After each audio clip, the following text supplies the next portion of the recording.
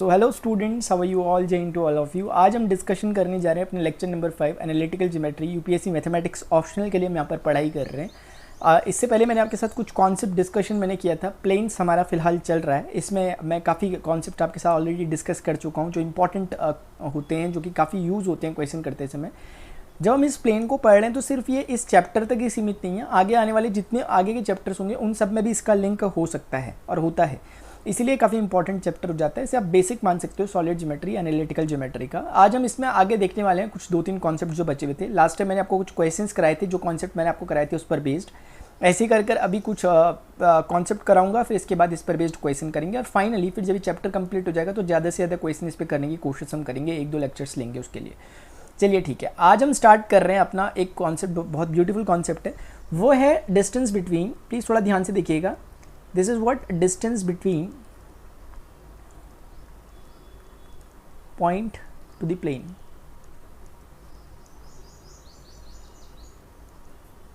इसको आप ऐसे समझ सकते हैं कि आई शुड से कि distance of a point from the plane या distance of a point to the plane. इस तरीके से हम इसको समझ सकते हैं, इस टॉपिक को, distance of a point of a given point to the plane. जैसे समझने की कोशिश करते हैं कि पहले है क्या, क्योंकि आपने ना कभी देखिए, आपको याद होगा, कभी आपने ऐसा पढ़ा होगा पहले बचपन में, जब क्लास 11 टाइप की जब आप स्ट्रेट लाइन वगैरह पढ़ते होंगे, तो उस समय आपने पढ़ा था कि यार एक 2D में जब हम बात करते हैं, तो जैसे 2D की हम बात कर रहे हैं, तो जैसे 2D में ये x एक्सिस होती थी, ये y एक्सिस होती थी, और ऐसे एक आपको एक पॉइंट मान लेते हैं, गिवन होगा कि x1 y1 इसका नाम है। Now if someone is saying कि what is the distance of this point from the line. Line की फॉर्म क्या होती थी, ax plus by plus c equal to 0। ये लाइन की फॉर्म होती थी जब हम पढ़ते थे 2 डायमेंशनल ज्योमेट्री की लाइन। तो उस समय जब आपको कोई कहता है कि पॉइंट का लाइन से डिस्टेंस क्या है, तो that distance is perpendicular, that is understood, ये परपेंडिकुलर डिस्टेंस होता है। तो इस डिस्टेंस को निकालने की बात करते थे। प्रॉपर्ली हम इसको डिराइव करते हैं, 2-3 मेथड इसको करने के होते थे, वो मैं भी नहीं बता रहा, मैं डायरेक्ट रिजल्ट बोल रहा हूँ कि डी क्या होता था, that was ax plus by plus c divided by a square plus b square in square root. ठीक है, ये होता था ax1 और by1। बहुत इजी होता था, यानी कि जो ये एक्स वाई है उसके प्लेस पर जो ये गिवन पॉइंट्स है, जैसे मान लेते हैं कि पॉइंट्स कुछ इस तरह के होंगे, एग्जांपल भी साथ साथ ले लेते हैं 2, 3, और मान लेते हैं इसकी इक्वेशन कुछ इस तरह की रही होगी कि मान लेते हैं 5x प्लस 4y प्लस 6 इज इक्वल टू 0। ये लाइन की इक्वेशन रहेगी, साथ साथ मैं उसको एग्जाम्पल लेकर भी दिखा रहा हूँ। तो इस फॉर्मुले के अकॉर्डिंग जब हम रखेंगे तो क्या करना है कि 5 को 5 रहने देना है, x के प्लेस पे वो x1 यानी कि वो पॉइंट आ जाता है, और 4y के प्लेस पे वो पॉइंट आ जाता है यानी कि ये वाला, और उसके बाद सेम चीज़ होती है। और डिवाइडेड में क्या करते हैं कि जो x और y के कोफिशिएंट है उनका स्क्वायर, 5 का स्क्वायर 4 का स्क्वायर, 5 का स्क्वायर हो जाएगा 25 और 4 का स्क्वायर हो जाएगा 16। तो आपके पास कुल मिला के ऊपर 10 हो गया, 12 हो गया, ये हो गया 22, 6 कितना होता है 28, 28 और 25 से 35, 6 41, तो कुल मिला के इतना आंसर हो गया आपका। इस तरीके से आपका रिजल्ट आता था। इसको हम लोग क्या करते थे, मॉड के अंदर रखते हैं ताकि कभी नेगेटिव रिजल्ट आए तो भी वो पॉजिटिव हो जाए।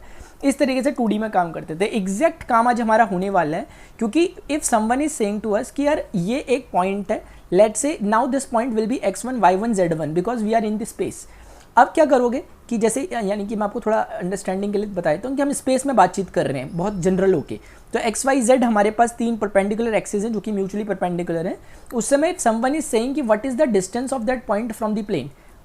पॉइंट गिवन है एंड प्लेन गिवन है, जैसे वहाँ पर लाइन गिवन थी और पॉइंट गिवन था। तो 2 चीज़ें डेफिनेटली पता होनी चाहिए। मैं बोलूँगा आपके स्कूल से आपके घर तक का डिस्टेंस कितना है, आपके कॉलेज से, तो आप तब बता पाओगे कितना है। मैं बोलूँगा आपके घर से कितना डिस्टेंस है, तो आप पूछोगे तो सही कि किसका। इसका मतलब दोनों चीज़ें होनी चाहिए हमारे पास मौजूद, यानी दोनों चीज़ें डिफाइंड होनी चाहिए। इसका मतलब प्लेन डिफाइंड होगा। प्लेन कैसे डिफाइंड होता है, ax plus by plus C Z equal to D और plus D equal to 0। That is what the general equation of plane. Equal to D बोल लो, प्लस डी बोल लो, कोई दिक्कत नहीं है, एक ही बात है, ठीक है ना। वहाँ जाके भी वैसे ही हो जाएगा। अगर आपको लग रहा है कि इक्वल टू बोलना है तो आप इक्वल टू भी बोल सकते हो, क्योंकि मुझे भी मन कर रहा है इक्वल टू बोलने का, तो बोल लेता हूँ, ठीक है। ये हो गया। अब इस समय आपको क्या करना है, कुछ भी नहीं करना। ये डिस्टेंस अगर निकालना है तो that distance again must be perpendicular. इस समय भी परपेंडिकुलर डिस्टेंस की बातचीत चल रही होगी और ये डी होगा। इस डी को कैलकुलेट करने के लिए again we will follow the same procedure. A को ए लिखोगे x के प्लेस पे x1, बी को बी लिखोगे y के प्लेस पे y1, सी को सी लिखोगे z के प्लेस पे z1, and you can write this D here minus D. उसको इधर ले आओ, क्योंकि अगर मैंने उधर रखा था तो ये ऐसा हो जाएगा इधर आके, और अगर आप चाहते हो कि पहले से ही प्लस डी रहे तो इट डिपेंड्स ऑन यू, ठीक है ना, कोई दिक्कत नहीं है उसमें। और ये स्क्वायर रूट के अंदर फिर से a का स्क्वायर, b का स्क्वायर और इस बार c का भी स्क्वायर, क्योंकि इस बार c z का कोफिशिएंट है। तो बस बहुत सिंपल है, मॉड लगा देना, आंसर आ जाएगा, that is your result. Got it. तो ऐसे करते हैं। लेकिन मैं चाहता हूँ ना यार, क्योंकि हम एक अच्छे प्रेस्टिजियस एग्जामिनेशन के लिए पढ़ाई कर रहे हैं, हमारे सिर्फ फॉर्मूले यूज़ करने तक ही हमें सीमित नहीं रहना चाहिए।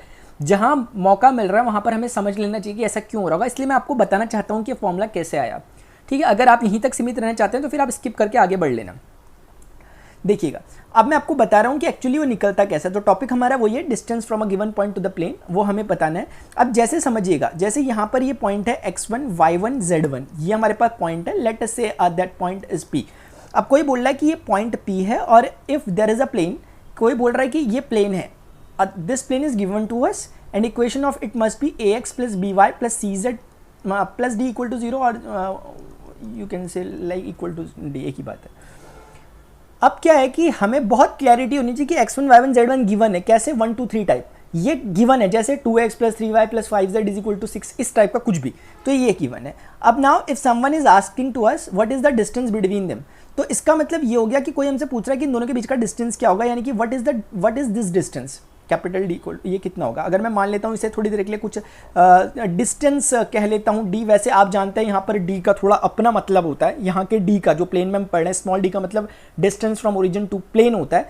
तो अगर आप बुरा ना माने तो मैं इसे डी ऐसे परपेंडिकुलर कह देता हूँ, क्योंकि हमारा स्मॉल डी स्पेसिफिक मतलब रखता है, पीछे आपको पता होगा। तो बस इतनी सी बात है। तो मैं काम करता हूँ, अब आप हमारा कंस्ट्रक्शन सुने, क्या करता हूं कि ये जो प्लेन मुझे गिवन है, इस प्लेन के ही पैरेलल एक ऐसा प्लेन बनाता हूं जिस पॉइंट से जा रहा होगा। दिस इज माय कंस्ट्रक्शन, देखना प्लीज, मैंने एक उसी के प्लेन की पैरेलल बना दिया, आपको समझ में आ जाएगा क्यों कर रहा हूं मैं ऐसा। मैंने एक प्लेन बनाया which is parallel to that plane, parallel है लेकिन उस पॉइंट से पास कर रहा है, गॉट इट, ठीक है। अब आप मुझे एक बात बता सकते हैं कि पैरेलल होने से हमें क्या फायदा हो जाएगा। एक फायदा हो जाएगा बढ़िया सा, पूछो क्या। वो फायदा ये होगा कि जो नॉर्मल इसके लिए होगा, इस प्लेन के लिए, वही नॉर्मल इसका भी हो जाएगा। और क्या इसका नॉर्मल आप बता सकते हो क्या होगा, नॉर्मल वेक्टर, ऑब्वियसली, क्योंकि मैंने कल आपको क्वेश्चंस कराए थे, मैंने आपको बताया था कि अगर प्लेन गिवन है तो ऑब्वियसली हमें इसके लिए जो नॉर्मल वेक्टर होगा वो भी पता है। क्या आप नहीं समझ सकते कि इसके लिए नॉर्मल वेक्टर की value ai cap plus bj cap plus ck cap होनी चाहिए, ये होनी चाहिए नॉर्मल वेक्टर, यही होगा। आप समझ रहे हो, ऊपर से देख के मैंने बोला जस्ट। अब एक बात करते हैं, मैं छोटी सी बात आपसे करने जा रहा हूं, अब जरा समझना। जैसे ना मान लेते हैं कि यहां पे ये 3 डायमेंशनल एक्सिस की हम बात कर रहे हैं, ये x एक्सिस है, ये y एक्सिस है, ये z एक्सिस है। अब खुद सोचिए, क्या मैं इस ब्लू कलर के जो हमने कंस्ट्रक्ट किया हुआ जो इमेजिनरी प्लेन है हमारा, क्या हम इसकी इक्वेशन निकाल सकते हैं? बिल्कुल निकाल सकते हैं, क्योंकि हमने 2 तरीके पढ़े हैं प्लेन की इक्वेशन निकालने के, उसमें दूसरा तरीका काम करेगा। क्यों? क्योंकि इस प्लेन के लिए मुझे नॉर्मल पता है, क्योंकि इसका नॉर्मल वही है जो उसका नॉर्मल है, और इस प्लेन के लिए मुझे एक पॉइंट पता है जहां से प्लेन पास कर रहा है।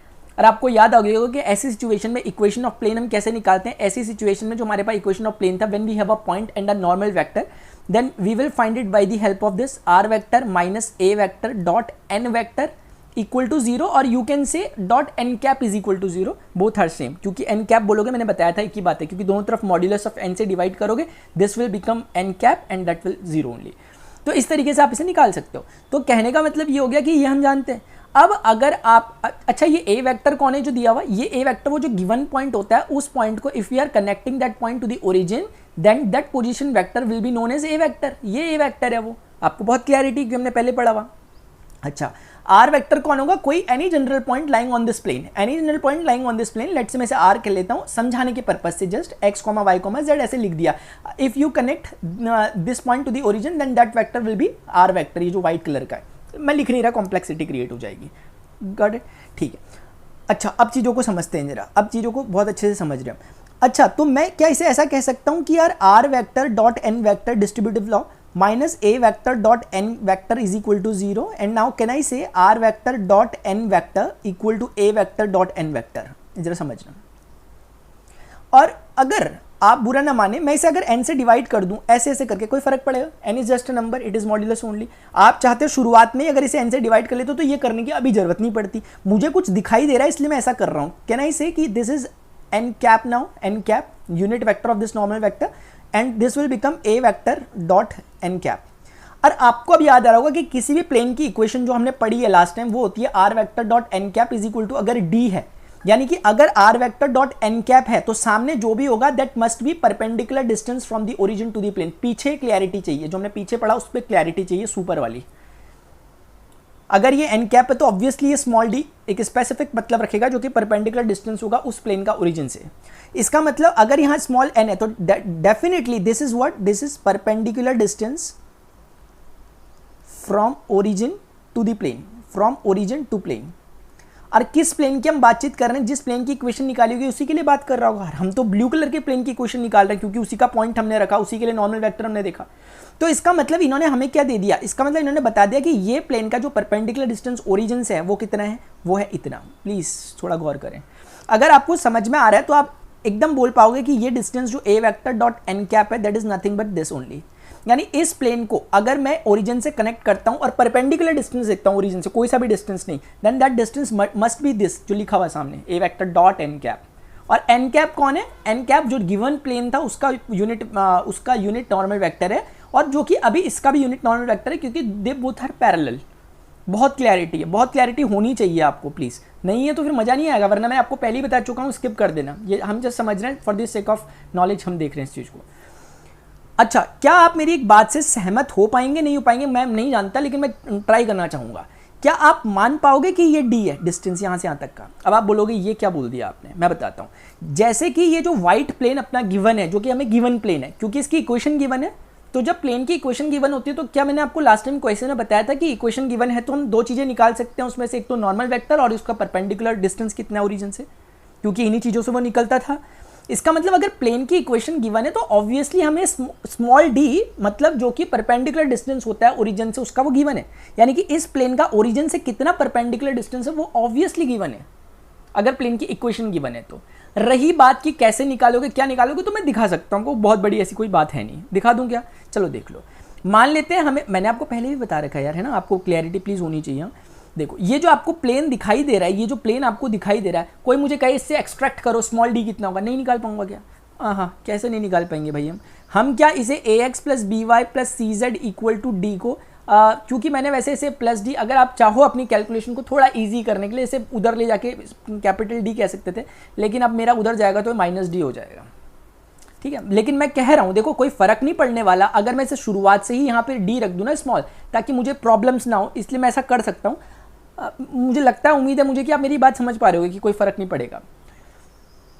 अब क्या करना पड़ेगा, if I am dividing the whole thing with this a square b square c square, मैंने आपको बताया है कि मैं ऐसा क्यों कर रहा हूं, और इसी चीज को जो मैंने लिखी है ये कुछ और नहीं, एन का मैग्नीट्यूड है। मैं चाहूं तो यही चीज दोबारा लिख सकता हूं, लेकिन मैंने ऐसे करके लिख दिया, एन ही तो है वो, दोनों तरफ एन से डिवाइड किया। अब आपको समझ में आ गया होगा कि ए अपॉन एन यानी x अपॉन मैग्नीट्यूड वाली बात हो रही है, x अपॉन आर टाइप की बात हो रही है। आपको माय डियर स्टूडेंट्स क्लियरली समझ में आना चाहिए कि lx बन रहा है, ये my बन रहा है, ये nz बन रहा है। अगर आपको समझ नहीं आ रहा, मैं 100% बोल सकता हूं कि आपने प्रीवियस लेक्चर नहीं देखा। d बाई एन फिर 100% d हो जाएगा स्मॉल का, क्योंकि मैंने बताया है कि जब ये l m n बन जाएंगे तो 100% सामने वाला d बनेगा। और आप जानते भी हैं पहले से, मैं चाहता तो आपको डायरेक्ट भी बोल सकता था कि स्मॉल d हमारा ये होता था, लेकिन मैंने करके दिखाया, ठीक है। तो इसका मतलब आपको समझ में आ गया। तो जब हमें प्लेन की इक्वेशन गिवन है तो ऑब्वियसली हमें स्मॉल डी, उसका स्मॉल डी स्पेसिफिक मतलब रखता है परपेंडिकुलर डिस्टेंस वाला, वो भी गिवन है, और वो कितना है डी बाई एन। यानी मैं कह सकता हूं कि ये जो चीज मुझे गिवन है ना, ये कैपिटल डी बाई एन है और कुछ नहीं। कैपिटल डी मुझे गिवन है क्योंकि प्लेन की इक्वेशन गिवन है, और कैपिटल एन मुझे गिवन हो जाएगा क्योंकि नॉर्मल पता है, उसका मैग्नीट्यूड ही तो निकालना है। क्या आप नहीं समझ पा रहे यार, क्या आप नहीं समझ पा रहे कि ये डिस्टेंस मैं आराम से निकाल सकता हूं, क्योंकि इस पूरे डिस्टेंस में से अगर मैं इस ग्रीन वाले डिस्टेंस को घटा दूंगा तो क्या मुझे ब्लू वाला डिस्टेंस नहीं मिलेगा, जो कि मैं लिखने वाला हूं यहां पर, d by n minus a vector dot n cap. क्या मैंने गलत लिखा? और यही तो perpendicular distance from the origin to the plane है, ये ब्लू कलर का जो दिख रहा है आपको, sorry, perpendicular distance from the given point to the plane है, यही तो है वो। देखो प्लीज ध्यान से। अब मैं ज़्यादा नहीं बोलूँगा इस पर, क्योंकि इतना सफिशिएंट था बोलना। अब बोलूँगा तो जिसको समझ नहीं आएगा उसको तो बिल्कुल ही नहीं आएगा, इसलिए अब मैं इससे ज़्यादा नहीं बोलूँगा इस पर। ये हिंट समझ लो अभी से, मैंने आपके सामने रख दी पूरी बात खोल के, ठीक है। मुझे लगता है आपको समझ में आ गया। तो कुल मिलाकर हम जिस डिस्टेंस को चाह रहे थे कि यहाँ से लेके यहाँ तक का जो डिस्टेंस होगा माय डियर, वो डी बाई एन माइनस इतना आ गया। अगर आप थोड़ा देख पाओ तो वो कितना आ गया, वो आ गया d by n minus a vector dot n cap type का आ गया, वो डिस्टेंस जिसे मैं डी परपेंडिकुलर टाइप का कह रहा था। थोड़ा सॉल्व कर लेते हैं। तो d perpendicular is equal to capital d upon में एन, आप चाहो तो एन की वैल्यू लिख सकते हो, ए वेक्टर डॉट, मन कर रहा मुझे तो मैंने ऐसा लिख दिया, अपनी अपनी बात है यार, मुझे मन सा करा भी, आप बोलोगे यार बड़ी मनमानी कर रहे हैं अपनी, ऐसा तो नहीं बोलोगे कहीं। देखो ए वेक्टर आपको पता है, आपको वो गिवन पॉइंट था, याद करो पीछे, मैं दिखाऊंगा नहीं पीछे जाके, प्लीज आप देख लेना, क्योंकि इससे ना आगे पीछे बहुत हो जाएगा। देखो एन वेक्टर का मतलब A I cap plus B J cap plus C K cap, बहुत क्लैरिटी है, आपने अपनी कॉपी में बनाया होगा फिगर, एक बार दोबारा देख लेना इस चीज़ को जो मैंने बता रखी है ना, आपको क्लैरिटी आ जाएगी 100%, कोई टेंशन नहीं है इसमें, अपने दिमाग से भी करना। कुछ चीज़ें मैं जानबूझ के भी स्किप छोड़ता हूँ, जानबूझ के छोड़ता हूँ, ताकि वहाँ पर जो स्टूडेंट सोचने वाला होगा वो सोचेगा और वो कैच कर लेगा। ठीक है, देखो इधर B Y one plus C Z one, ऐसे करोगे डॉट प्रोडक्ट डिवाइडेड बाई ये हो गया, और ये क्या चल रहा है, ये आपका डिस्टेंस है ना, तो distance basically can we just say कि यार ये हो गया A X one plus B Y one plus C Z one minus का D whole divided by this thing. तो नीचे मॉड्यूलस लगाने की जरूरत नहीं है because that is in square root, inside the square root. तो बोलो आपको समझ नहीं आया, और यही मैंने आपको पहले ही शुरुआत में बोल दिया था कि ये डिस्टेंस निकलता है। कोई नहीं कह रहा आपको कि याद करो, मतलब कोई नहीं कह रहा कि डिराइव करो, करते हो तो अच्छी बात है, ठीक है ना, ठीक है, थोड़ा सा फैमिलियरिटी बढ़ जाती है, ऐसे ही करते हैं इसको। और मैं आपको पहले ही बता चुका हूँ कि निकालना कैसे, ये तो मैंने आपको पहले ही बोल दिया था कि भाई ये फॉर्मूला है इसका, ये फॉर्मूला है, मैंने आपको पहले ही बोल दिया था। चलो आगे बढ़ते हैं, उम्मीद करता हूँ कि टॉपिक आपको समझ में आ गया होगा। एक छोटा सा टॉपिक रह गया, उसे भी मैं यहीं पे कवर कर लेता हूँ, फिर हम आगे बाकी चीज़ देखेंगे। वो है एंगल बिटवीन टू प्लेन्स। अब कुछ ही टॉपिक बचे हैं आपके इसमें, कुछ ही कॉन्सेप्ट बचे हैं, ठीक है ना, फिर ये हो जाएगा एंगल बिटवीन टू प्लेन्स, फिर ये आपका प्लेन वाला चैप्टर हो जाएगा, फिर हम लाइन देखेंगे, फिर उसके बाद स्फीयर देखेंगे, असली कहानी शुरू हो जाएगी वहाँ से। एंगल बिटवीन टू प्लेन्स, देखो जब हम कहते हैं कि दो प्लेन के बीच का एंगल, तो इसका मतलब यह है कि जैसे ये एक प्लेन है और ये आपके पास दूसरा प्लेन है, मान लेते हैं इस तरीके से प्लेन है, तो इन दोनों के बीच का एंगल यानी कि कहीं ना कहीं इस तरह के एंगल थीटा की बात कर रहे हैं कि दोनों आपस में कितना एंगल बना रहे हैं आपस में, वो हमारा एंगल बिटवीन प्लेन होता है। लेकिन इन जनरल वैसे ऐसा होता नहीं है। हम जब प्लेन की बात कर रहे होते हैं तो हम उनके नॉर्मल वेक्टर्स के बीच में एंगल देख रहे होते हैं। जैसे कि अगर इसका नॉर्मल वेक्टर इस तरीके से n वेक्टर जा रहा है, n1 वेक्टर है, और इस वाले का जो नॉर्मल वेक्टर है वो इस तरीके से n2 वेक्टर है, लेट से ये वाला, तो इन दोनों के बीच में एंगल क्या है, वो असल में एंगल होता है। और प्लेन के बीच का एंगल और नॉर्मल के बीच का एंगल वैसे एक बात नहीं होती है, मैं बता दूंगा आपको। अगर ये थीटा है तो ये पाई माइनस थीटा होगा। अब जैसे ना एक सिंपल से एग्जांपल समझो, आपके कमरे की जिस रूम में भी आप बैठे हो दीवार है, उस दीवार में एक फ्लोर है और एक आपकी साइड की वॉल है, ये फ्लोर हो गया, नीचे वाले साइड वॉल हो गई। तो आप जानते हो कि ये दोनों के दोनों 90 डिग्री का एंगल बनाते हैं, ऐसे है ना दोनों के दोनों आपस में। तो अगर इसमें से नॉर्मल जाएगा सीधे जाएगा, इस फ्लोर में से नॉर्मल जाएगा ऊपर को जाएगा ऐसे, तो दोनों 90 डिग्री बना रहे होंगे। तो अभी आपको लगेगा कि प्लेन के बीच का एंगल भी 90 है और नॉर्मल के बीच का एंगल भी 90, हाँ होगा ही, क्योंकि मैंने बताया वो पाई माइनस थीटा होता है, तो पाई माइनस 90 पाई बाई 2 ही होता है। तो अभी उसमें फ़र्क नहीं पड़ेगा।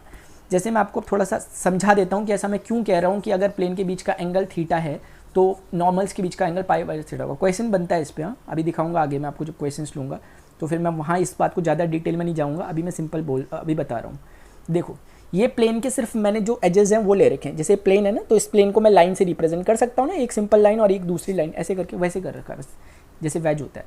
तो ये मान लेते हैं कि बीच का एंगल थीटा, गॉट इट, ठीक है।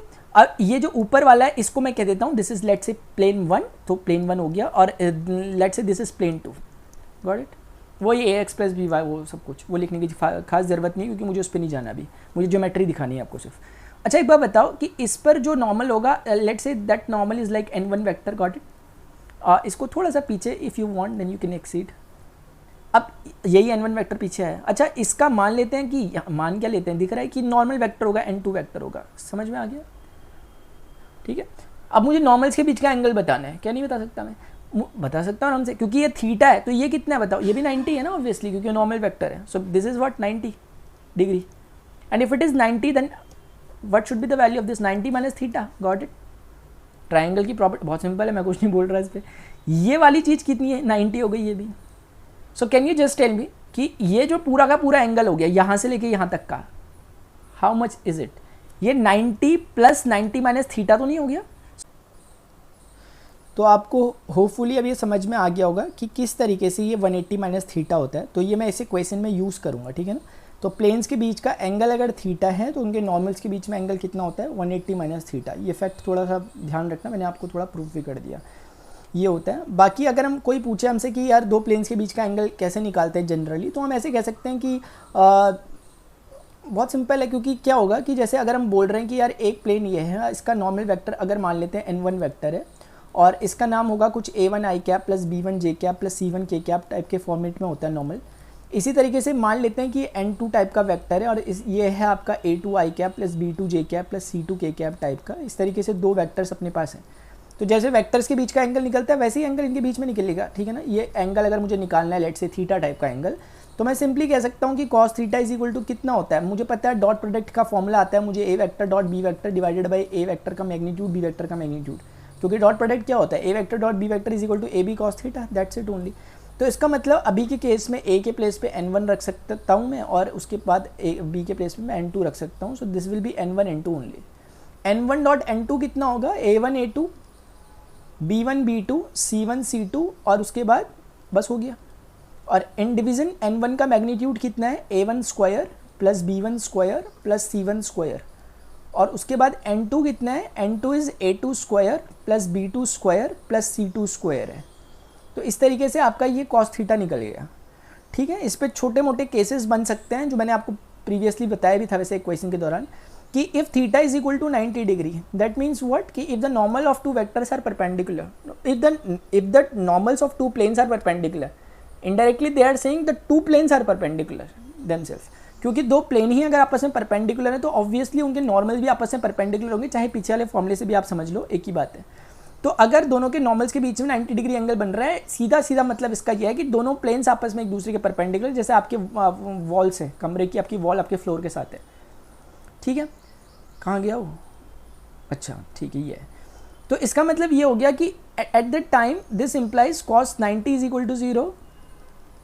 So from here what we can say, this whole thing when multiply with this 0 will become 0, so this whole numerator will become equal to 0.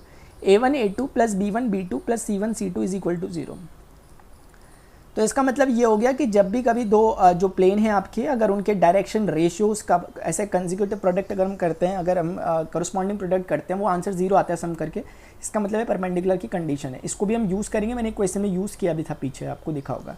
तो ये थोड़ा सा प्लीज़ आप नोट में लिख लो, अगर आपको समझ नहीं आया कैसे यूज़ करना है, आगे जब हम यूज़ करेंगे तो आपको क्लियर हो जाएगा।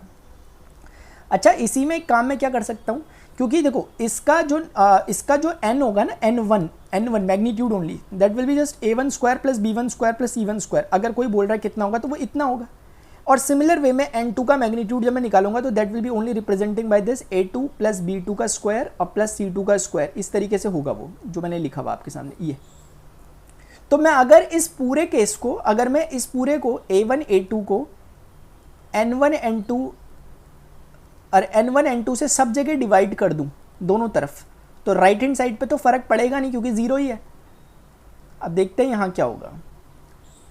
क्या आप चीज़ों को कैच कर सकते हो डायरेक्शन कोसाइन वाले कॉन्सेप्ट से, कि x अपॉन r क्या होता था, l होता था, याद करो। तो ये कितना हो जाएगा, L1 हो जाएगा, क्योंकि ये एक तरह से x की तरह ट्रीट कर रहे हैं, एक्स आई कैप वाई जे कैप z। ये वही कर पाएगा जिसने मेरा पहला दूसरा लेक्चर देखा हुआ है, क्योंकि ये x अपॉन r l की तरह हो गया। L1 कह सकता हूँ, पहली जो नॉर्मल वेक्टर उसका L1 हो गया, तो ये ऑब्वियसली L2 हो जाएगा, फिर वो M1 हो जाएगा, फिर वो M2 हो जाएगा, फिर वो N1 हो जाएगा, फिर वो N2 हो जाएगा। शायद आप मेरी बातें समझ पा रहे होंगे। बस मैं इतना ही कहना चाहता हूँ कि जो रिलेशनशिप उसकी डायरेक्शन रेशियोज के साथ है, वैसी रिलेशनशिप डायरेक्शन कोसाइन के साथ भी हो जाती है। यही फॉर्मूले को अगर आपको डायरेक्शन कोसाइन की टर्म में कहना होता तो ये बन जाता है L1 L2 plus M1 M2 plus N1 N2। कैसे बन रहा है, ये एक ही बात है, क्योंकि ये पूरा ही तो N1 है, ये पूरा ही तो N2 है, वही तो बात है, N1 N2 से डिवाइड हो रहा है। या दूसरे शब्दों में ये भी समझ सकते हो कि अगर ये L1 L2 M1 M2 हो जाए तो फिर ये L1 square M1 square N1 square होगा तो वो तो 1 होता है, तभी वो नीचे वाला बनेगा। हर तरीके से हम समझ गए। तो ये छोटा सा फैक्ट था, आप होपफुली आपको समझ में आया होगा। अब मुझे आपके साथ नेक्स्ट चीज़ें डिस्कशन करनी है, अगले उसमें क्वेश्चंस वगैरह भी हम देखेंगे। अब हमें थोड़ा सा ये पढ़ना है कि प्लेन्स के बीच में जब एंगल बाइसेक्टर्स होते हैं, क्योंकि जब दो प्लेन्स आपस में मिलते हैं तो एंगल बाइसेक्टिंग प्लेन जो होता है वो क्या होता है, उस पर क्वेश्चन बन सकते हैं, अच्छा क्वेश्चन होता है। फिर उसके बाद थोड़ा सा हमें पढ़ना है कि कभी किसी प्लेन का प्रोजेक्शन क्या होता है, जब कोई प्लेन स्पेस में होता है तो उसका प्रोजेक्शन तीनों एक्सिस में क्या बनता है, उससे रिलेटेड एरिया ऑफ ट्राइंगल का क्वेश्चन बनता है। तो ये कुछ क्वेश्चंस जो हैं वो बनते हैं, मैं आपके साथ डिस्कस करूँगा उन्हें वन बाय वन, पहले कॉन्सेप्ट फिर रिलेटेड क्वेश्चन, और फाइनली एक दो लेक्चर्स में हम इस पर जितने पॉसिबल क्वेश्चंस हो सकते हैं पैटर्न वाले वो सारे कर लेंगे, फिर उसका नया चैप्टर स्टार्ट करेंगे। स्टूडेंट्स, अगर आपको लेक्चर इन्फॉर्मेटिव लग रहा हो प्लीज़ वीडियो लेक्चर को लाइक करें, तभी मुझे एक मोटिवेशन मिलेगा, क्योंकि काफ़ी काम है आप जानते हैं यूपीएससी मैथमेटिक्स के लिए, और मैं क्योंकि कोई अदर मेरे पास सोर्स नहीं है, मैं इन चीज़ों को फ्री ऑफ कॉस्ट ही आपके साथ कर रहा हूँ, इन चीज़ों को शेयर कर रहा हूँ, तो मुझे एक मोटिवेशन मिलता रहे, इसके लिए कोशिश करें प्लीज़ वीडियो लेक्चर्स को लाइक शेयर और शेयर करने की, कमेंट में अपनी आप क्वेरीज पूछ सकते हैं। अभी के लिए इतना ही, मिलते हैं नेक्स्ट सेशन में। Till then goodbye, see you, take care, जय हिंद, बाय बाय।